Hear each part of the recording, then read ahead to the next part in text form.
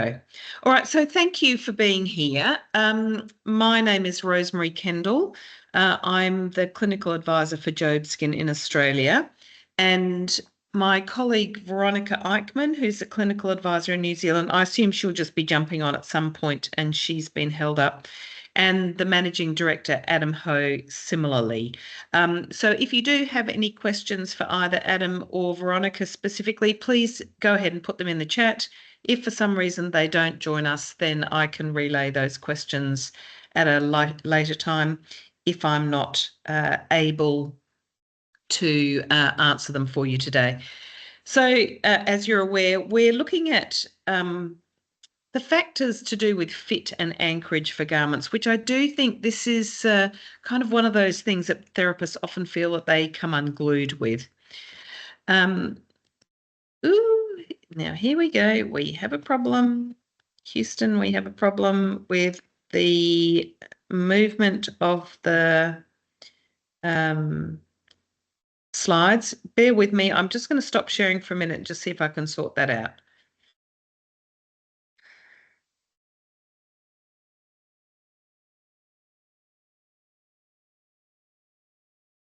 Oh my gosh.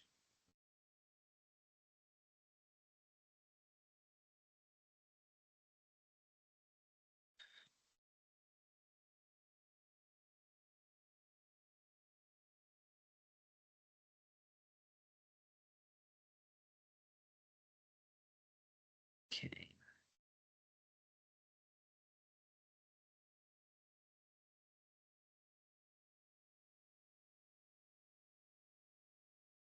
Okay, hopefully that's fixed it. We will see. Yes, it is. Okay, so as you are aware, if we can improve fit and anchorage, we're really wanting to make what's a good garment great, because it's often the petty irritations that or the what's the best way to say it? It's not necessarily poor fit, but suboptimal fit that can be a defining feature for whether people are going to comply or not. You may or may not know that we have a couple of brochures. They're A3 brochures, so fourfold of A4 on the website, or if you'd like a hard copy, we're more than happy to post them out to you. And they're the prescription guidelines for patients with burns or scarring or with edema and lymphedema. There's two separate documents there, but they're actually a very helpful resource for background information to consider. But we're really looking more at ways to improve things today. So, it's freezing again. Just a minute. Don't know why. There we go. All right. Doesn't seem to like it when I've got the little Teams icon sort of shrunk down the corner. So let's think a bit about what makes a good fit in a garment. Obviously, we want the garment to be the right size. We need correct circumferences, we need correct lengths, and we need the fit to suit the individual. We need it to conform well, and we want the fit to be stable. And stable is really tied heavily up in with good anchorage. For example, if you have a thigh-high garment that is slipping down all the time, it's not stable and it's not anchored well. And we obviously want a garment that's comfortable to wear. So we're going to think a bit about how we get it. So the first thing, and this feels a little bit like stating the obvious, but it's about correct measuring. Now, if you've never done a hands-on training workshop and you lack confidence, please let us know and we will do our level best to do something in person for you. Use the paper tapes that Jobskin supplies. They really make it much easier. Just my PowerPoint's taking on a bit of a life of its own, so we might be doing a bit of back and forth here. And I do know some people, when they don't have the tapes, they have a complicated arrangement with, tape measures, marking lengths, and then taking the circumferences. But honestly, the tapes are no cost to you. You just need to contact the office and they will send you a pack of tapes of either selection of them all or ones that you specifically require. Watch the measuring videos. We've got measuring videos for every body part. They're at jobskin.com under the how-to section, and they're brief. So if you're not confident, if you don't measure a lot, if you've got a patient coming in, jump on and watch that 2-minute video just so that you've got everything in the front of your mind. Now, check the tips on the last page of the forms. I don't know about you, but if I print forms en masse, I get very irritated if the final page is printed because I only need one copy of those and I often forget.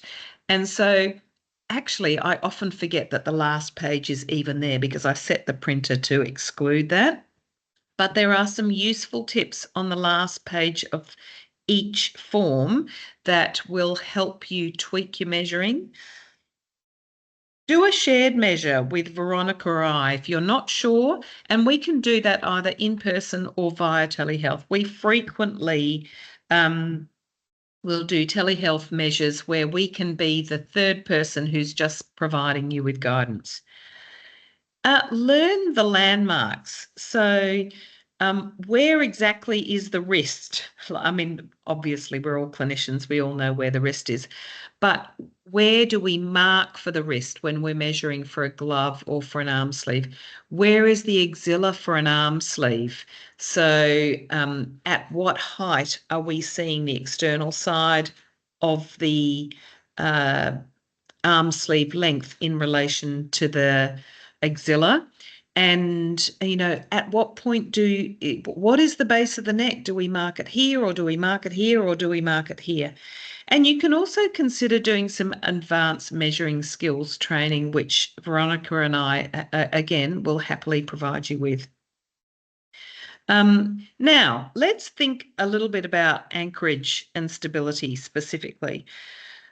I kind of think that sometimes when we're measuring, if we're unsure, I'm really sorry, I don't know why my PowerPoint is advancing by itself. There's nothing automated in the system, but somehow it's doing this, so we might be flicking back and forward.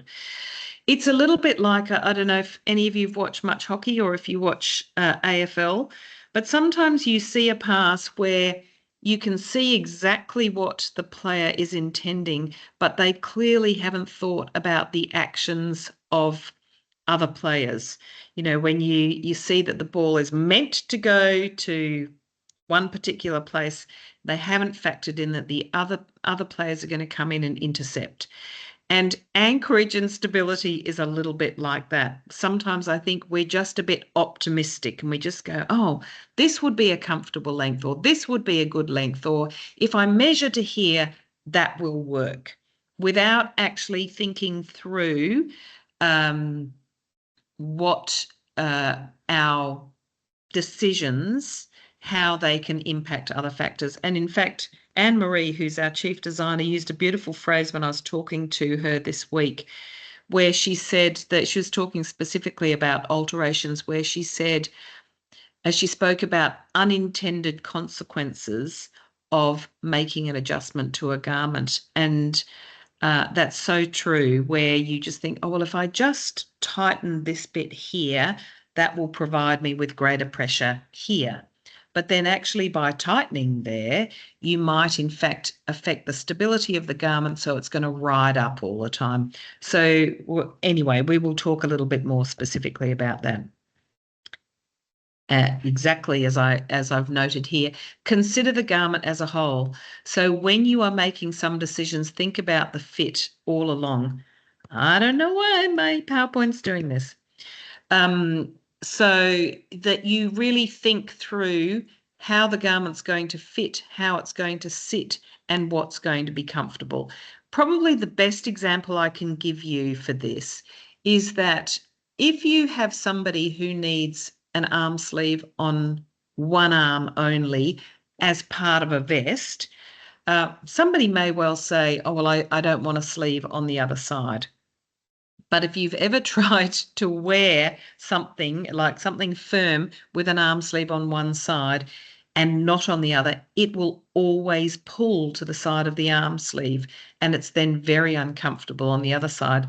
Whereas a short arm sleeve on the contralateral side just stabilizes the whole garment. So even though you don't need anything on the right, if you're thinking about the garment as a whole, you can see the value of including that short arm sleeve.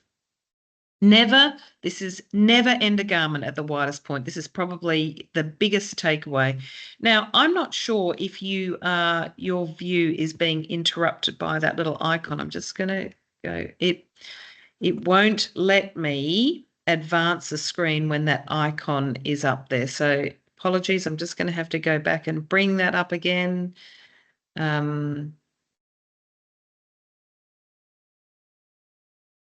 Really is being a bit of a problem today. There we go. So just going to maybe if I see if I can move it over here, it won't impact quite so much. Right,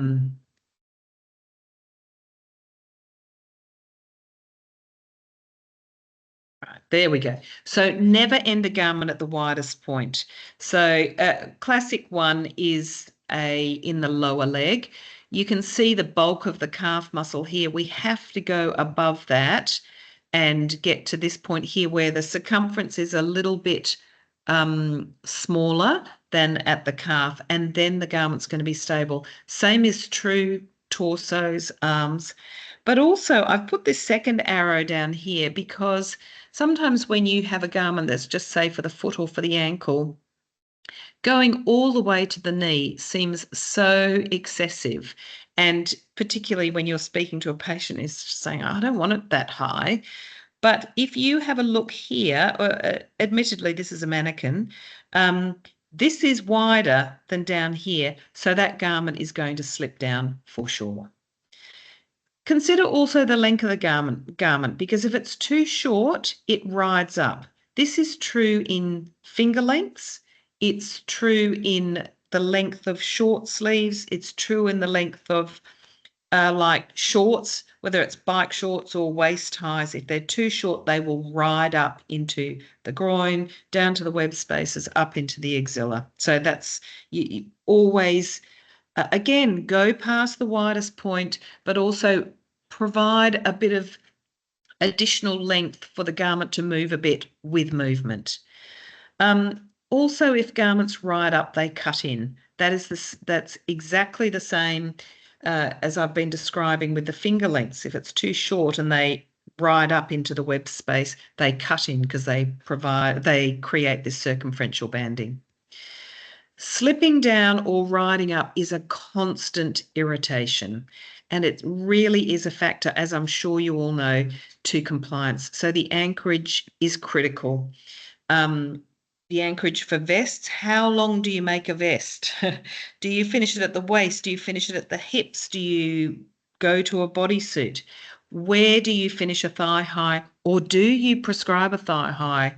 I personally am not a fan of thigh highs in a cut and sew garment because it's very hard to stabilize. Think about arm lengths, at the wrist length, but also the height of the arm sleeves. Think about the leg lengths. And symmetry. Symmetry is really important. And I've just got this image here to discuss what I spoke about. Oh my gosh. Spoke about with the arm sleeve, where you're going to put one arm sleeve onto a vest, but we've discussed that one as an example of considering the garment as a whole.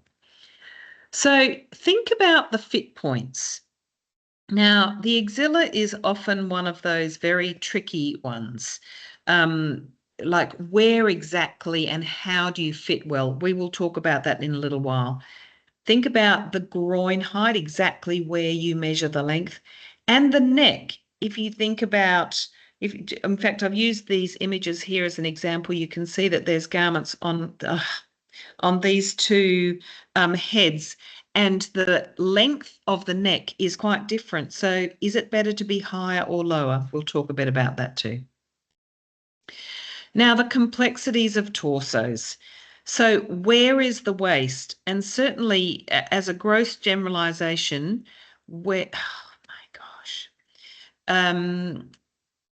most men, when you ask them where their waist is, they will say their hips, where you can see in that image there what the height that that garment is sitting, the waist-high pants are sitting. But in fact, that is not the waist. And probably the easiest way to determine someone's waist is to put a tape measure loosely around the torso and then just adjust it to see where it sits above the hips. You don't have to use the waist for either a waist high or a vest, obviously, but just be mindful that if you go for a very low waist high garment, like the one you're seeing there, but lower, this affects the stability of the garment a lot. I find, particularly in young men, they want their garments low because they wear their jeans low. But whereas when you sit down and then stand up again, a quick hitch to your jeans fixes a problem. When you're wearing tight compression, it doesn't. And so people are constantly adjusting, hitching, dragging up their garments underneath their jeans or pants or skirt, whatever they're wearing, and then become very irritated by it and then don't want to wear it. So that's really a discussion for you to have with your patient, but then consider that big picture, like consider the garment as a whole.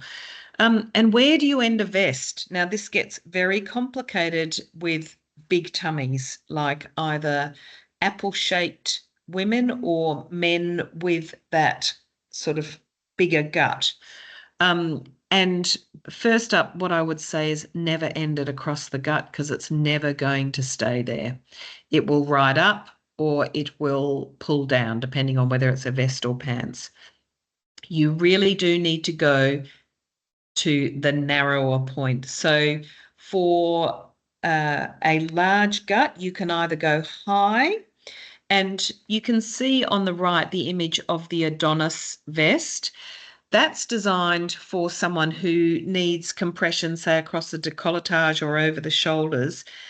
But really, to get decent compression and anchorage, they have to go into a vest. Now, what the Adonis garment does is it provides that anchorage point under the pec muscles or under the breasts. But if you imagine that mannequin lifting their arms up, they will move freely, but the anchorage remains stable. So that is one option, and you could actually do that Adonis cutout at varying heights. But then if there is a larger belly and the Adonis is not a suitable option, then you really do need to go below the belly, which is often a less popular choice, but the Adonis may be a trade-off to that. The same thing with pants height. You need to not finish your pants across the widest point of a belly. If I'm thinking about men, particularly with fuller guts out the front, they may not be terribly enthusiastic about a garment that comes all the way over their tummy to sort of just below their pecs, but sometimes that is the best option when you're considering the garment as a whole. You can, if they are very insistent on having it low, you can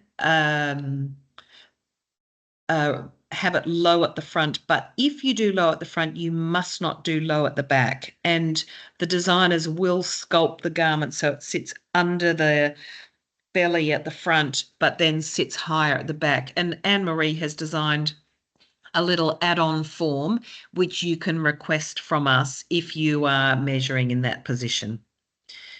Now, gloves. Do you choose slant or straight inserts?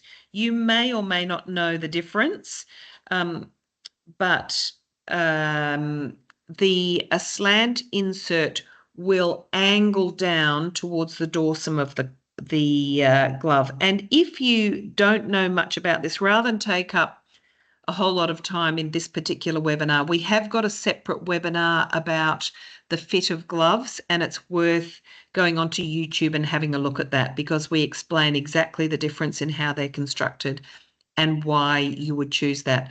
What I will just say in brief is if you have a problem with the website's either substantial fibrotic edema in the web spaces, or if you have scarring across the dorsum of the web spaces, it's too late for slant inserts. You then have to use straight inserts for a good fit. But we do unpack that a bit more in the other webinar, so it's worth having a look at. And then just as a reminder, never end a garment at the widest point, in case you haven't heard that loud and clear. So let's think positively about some handy hints. First of all, err on the side of length. If you are unsure, make the garment longer, because we can always cut it back, but adding to the length is much trickier. So better to make it longer, see how you're going with fit and anchorage, and if it needs to be altered, it's altered at no cost. We can shorten the garment.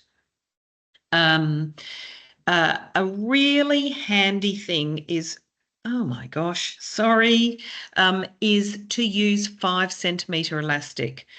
It's beautiful with waist-high garments, but not if somebody is in at the waist and then out at the hips or above, because it will just roll. 2.5 centimetre elastic is better in that instance. But if you have someone with a straighter torso, or, doesn't have a lot of fatty tissue on their torso, the 5 centimetre elastic is very helpful for stability and anchorage.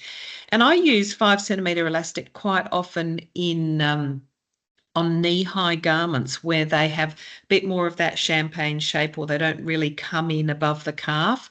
It's a really sort of good huggy way to stabilise the garment. So you're using it where, for reasons that you cannot control, it is a bit wider there. And also the 5 centimetre elastic is really good for conformity. Now, another thing that affects the fit and the anchorage a lot is zips. Regardless of how good a quality zip is used, if the garment slips a little, the zip will buckle and it will affect the fit entirely. So if somebody can put a garment on without a zip, that is a preferred option. Alternatively, you can see this image on the right. You can see how the zip goes from around the lateral malleolus all the way to the top. What you can do is you can take the zip from here to here so that it assists with donning of the garment sort of over the heel and pulling up, but then it sits really snugly at the top of the lower leg there, and then you can zip up here. So that can, and it is far less likely to slip down and the zip less likely to buckle. The other thing to think about too is whether a different fabric would help. I think most of you have come across by now our Conformtex fabric. It is a lighter weight compression, but it conforms really beautifully. So if you consider heads and necks, sometimes using Conformtex creates a much better fit than using PowerNet. And it really depends when you've got defects. Again, it sort of hugs the tissue a little bit better. So Conformtex, just by changing the fabric to Conformtex, you may get a much better fit. Anchorage for vests, tricky. Velcro to waist high. So if you've got somebody who is wearing a top and a bottom, they can have Velcro panels put onto, put onto the inside of the vest and the outside of the tights so that they can be anchored or secured to each other. You can, if you're using a bodysuit, then consider the closures. It's racing through life of its own. It's not animated, but it is today. I'm just going to go back again. So this is more a bodysuit format. So this has got the popper closure. It works well for children, but it's not great for adults because adults, it tends to pull right up into the crotch. And for young children, the nappy strap is great. That's provided at no cost, so that if you've got a child that's still in nappies, the nappy strap securing over there provides anchorage for the vest over the nappy. And we've spoken about the advantages of the Adonis garment. So think about somebody's activity level too. Say, for example, the Adonis is very good for an active child, or let's say a tradie who's very active, reaching overhead, that allows flexibility without affecting the stability. And take photos. If you are unsure of a solution, take photos, send them to Veronica or myself, send them to the designers, and we can help you with ideas for those. Now, we'll talk a bit specifically about the axilla, because the fit around the axilla is often a sticking point. There's actually a few different options. So you can see on the left the standard axilla, and you can see that kind of almost bridges across the axilla, so it's not hard up right into the axilla, whereas you can see the Irish axilla here fits right up into there. Now, again, we've got another webinar about the different styles of axilla, which I would encourage you to look at, and that will give you a lot more comprehensive information. But one thing I would say is you do need to think about whether you want the fit right up into the axilla or whether that causes an irritation. Sometimes the bridging between the arm and the torso is a better bet. Sometimes actually to get the pressure that you want on the medial upper arm and on the chest wall, you need that fit right up into the axilla. But I would refer you on to that other webinar. So we discussed about the alternative axilla, but also you can consider using external anchorage. I had a patient quite a few years ago who had extensive debridement in her upper body and over her waist down to about mid-hip height. And then it's the tissue suddenly sort of went out. It was almost like a shelf, because obviously a surgeon doesn't want to take additional healthy tissue just to sculpt the shape. So we really needed that garment to sit well in around her waist. So what we did was we added an external belt. It was made out of the 5 centimeter elastic with Velcro closures, and she wore that over that so that it allowed the garment to sit where it was intended to sit, because otherwise it will just tent past the waist and go directly to the hips. Consider using a turtleneck. I am a really big fan of elastic turtlenecks. It's 5 centimeter wide elastic that at the base of a face mask or chin strap, but the anchorage for this is superb, and it feels more like a hug around the neck rather than sort of have that cutting in feeling, that choky feeling that 2.5 centimeter elastic can create, or even seaming can create. And it has a Velcro closure at the back, so it's slightly adjustable. But it actually, you can see, admittedly, this is on a mannequin, but you can see how it squares off the jaw and where the submental area then connects to the neck. You can see that that's a really nice squared off angle, and the garment is so much more stable with that. So 5 centimeter elastic turtleneck is my tip of the day.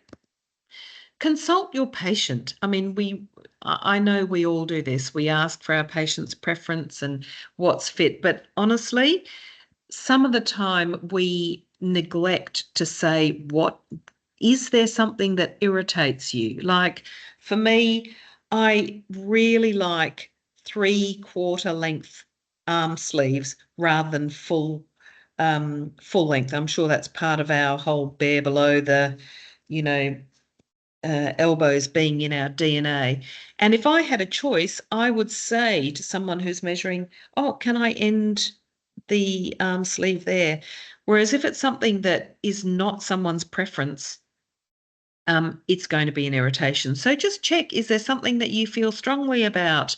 Is there something that you find particularly comfortable? How do you like to wear what height do you wear your pants? Do you wear a belt?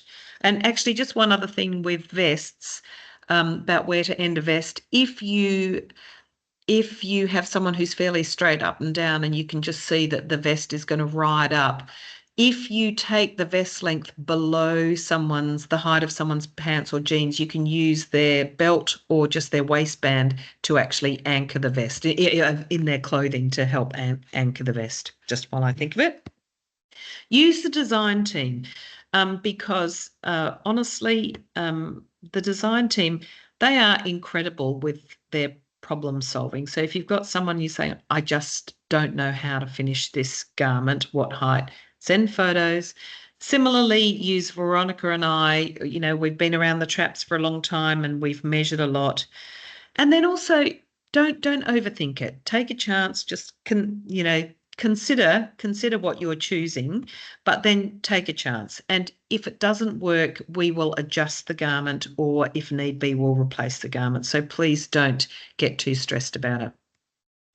Just some additional resources. I've referenced a couple of past webinars. They're all on YouTube, so there is an absolute treasure trove there. So go digging around and see what you can find. The garment options and modifications brochure, if you don't have this, it is available online, but if you want a hard copy, please contact us and we will send this to you, because this is one of those things that you just want to pull out all the time to say, well, what does ear reinforcement look like, or what actually is a funnel neck, so that you can understand some of the modifications that are listed on the form. Also, I've mentioned the Making a Good Garment Great brochures.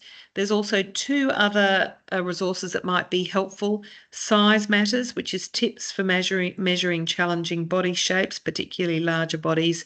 And we also have some tips and tricks for measuring kids that Claire Toos kindly provided when she helped us with one of the workshops at one of the Burns conferences.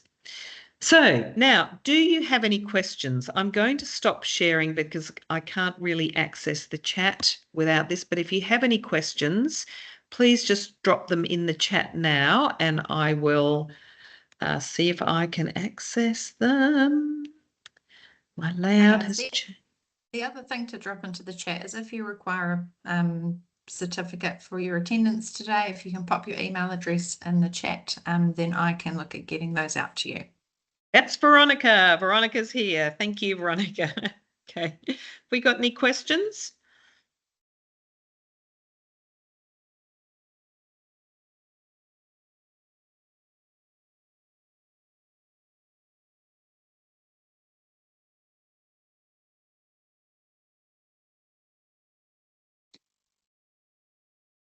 Rose, I thought that was a really good presentation. I think, you're right about not complicating it, but considering the garment as a whole. And certainly, I know one of the simplest tips that I often hand out is around making sure that the vest is long enough to go past that pants, so that you're using, other clothing to help anchor some of those garments.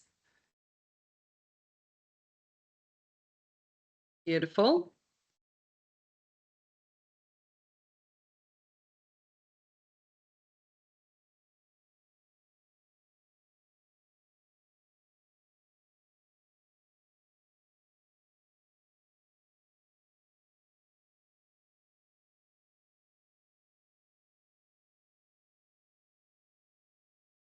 All right, it looks like we don't have any questions.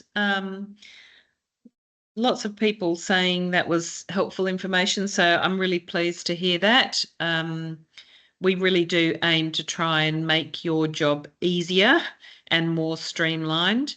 So if you have any suggestions for information that you would like for us for future webinars, please don't hesitate to drop that into the chat, and or send us an email about that, because we'd be only too happy to help if we can. Thank you for being here. It's been a pleasure to have you. Thanks for your time, everyone.